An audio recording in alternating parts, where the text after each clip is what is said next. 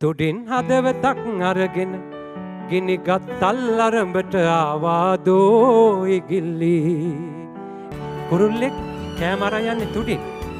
මේ හදවත කියන එක තුඩින් අරන් යන එක හරිම අනතුරුදායකයි. හදවත තියෙන්නේ බොහොම සුරක්ෂිත තැනක. සිංහල සින්දු කියන නලලේ තිලක තියෙන කිරිල්ලි.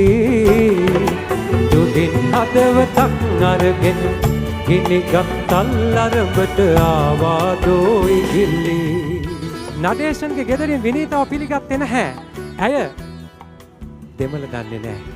නඩේෂන් සිංහල දන්නේ නැහැ.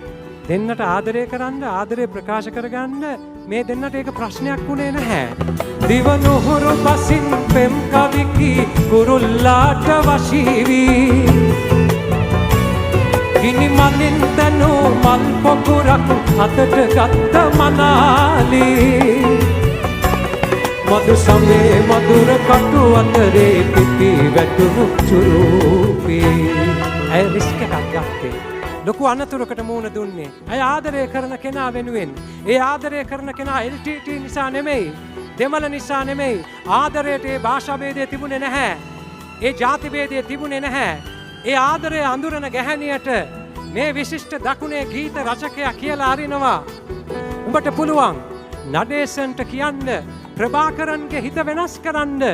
මේ යුද්ධෙන් ගිනි අවිත් එක්ක පෙමින් බැඳුණු විහංග සෙනග හඬාවී. ඒ කඳුළු සිංහලට නගන්න නුඹට හැකිය ප්‍රියාවී. ආදරය නුඹට බාරයි රැකගන්න දේවතාවී.